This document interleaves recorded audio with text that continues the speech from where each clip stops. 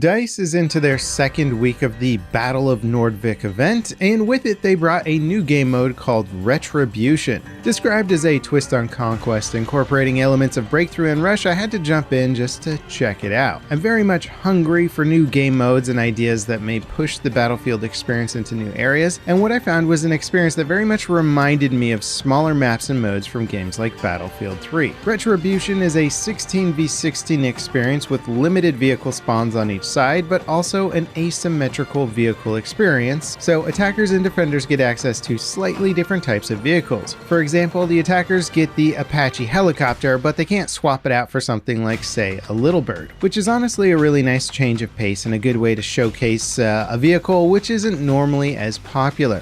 Usually the stealth helicopters or Nightbird is the helicopter of choice, so it's cool to see the Apache get some legwork. Now the majority of the round plays out like a smaller format breakthrough mode, limited tickets for the attackers, and they get a ticket boost with each new area that they capture, keeping the assault alive if progress is made. There's also only one capture point for each section, so it makes the combat a bit more focused. It's generally fairly straightforward in this regard, but it's also good fun on the Spearhead map, and again plays surprisingly well with 16v16. I found myself making bigger and more impactful plays in general, and doing it more frequently, as fighting against 16 enemy players is way less chaotic than 32 or even 64 enemy players. It's hard to ignore just how well Battlefield can play with smaller player counts. It's a game that truly isn't reliant on the size or spectacle that it seems to be known for, as it just has fun base mechanics and gunplay that can really rival just about any other shooter. Something that I like about this smaller mode is that the vehicles really feel like they're more important and potentially devastating aspects of the combat. If a team had a really good transport helicopter up or a good tank team, it made a much bigger impact, especially since there's only one objective to fight over.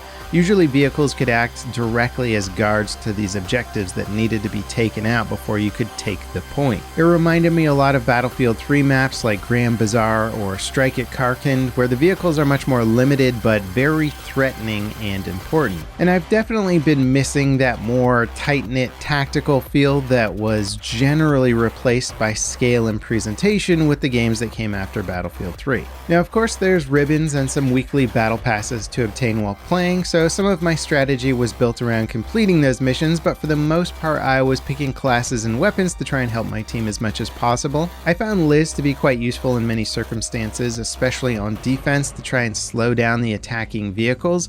I'm still a bit annoyed that her rocket can't one-shot an Apache helicopter, but if you have multiple people working on taking down vehicles, it should definitely help out at least, or force the helicopter to retreat and repair. I found that multiple people would play Liz here, and if you can team up with another Liz, taking out railgun tanks camping far away can become much more achievable. C5 is also a must for both sides due to the general weakness of rockets in this game compared to, say, previous titles. C5 is one of the most effective ways to get a one and done kill on vehicles, and the layout of Spearhead, despite its seemingly open nature, really does allow for a lot of sneaking and coming up behind hostile vehicles for some satisfying kills. I've been running with it a lot more in general, and if you're someone that really doesn't like to run without, say, having an ammo box with you to refill your primary weapon, I suggest running with a machine gun such as the Avances. Not only do machine guns start off with a ton of ammo, but picking up ammo from a dead enemy gives you a massive chunk of resupply, and it becomes pretty sustainable if you're actually moving up and making progress. An LMG with some C5 backup while playing Falk, Pike, or McKay is just an absolutely awesome combination in my opinion, and it just gives you a ton of gameplay variety. Now toward the end of the mode, after the attackers have progressed all the way through the objectives, there's a series of MCOMs that need to be destroyed in order for the attackers to win the round. It's more MCOMs than, say, traditional rush mode, and they're located inside one of the giant factories, so the combat becomes much more close quarters and chaotic. It's definitely a fun way to end the round versus just capturing a flag. Now, traditionally, DICE has used map progress to change up gameplay while occasionally injecting some new types of mission requirements. Battlefield 1's Frontlines mode combined a tug-of-war breakthrough mode where once you reached the enemy team's HQ, you had to essentially destroy 2 MCOM-style objectives to win the match. Destroying MCOMs is a good round finisher as it gives a much more clear and final sense of progress versus just capturing a flag or watching tickets run out. One of Conquest's weakest areas is really just a lack of exciting finale finale or endgame to the mode.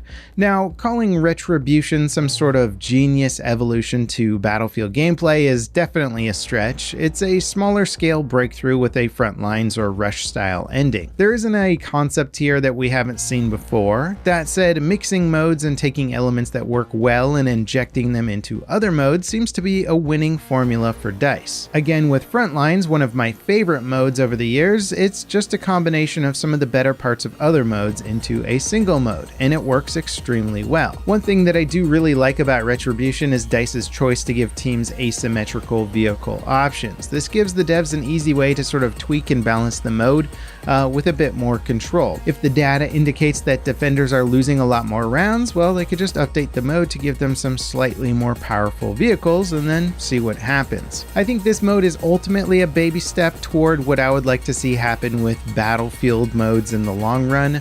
I want to see much bigger shakeups and more innovation with these staple game modes. Battlefield 1's Operations was a good example of striking gold, and 2042 really didn't put the same amount of effort into any of its staple game modes. I think it was probably relying too heavily on just the 128 player upgrade or the Portal experience to innovate for them, while they kept the base modes relatively simple or unchanged. A few weeks ago, I made a video talking about my vision for an updated Conquest mode that improves all stages of the mode and creates fun evolutions and nuances to the strategy. Creating that video and writing down ideas really made me realize just how dated Conquest is and how many new era concepts could be applied to an old mode that has barely changed in the last 20 years. Retribution is a fun mode that I enjoyed playing, but it's a baby step to the type of innovation that I'd really like to see with this franchise.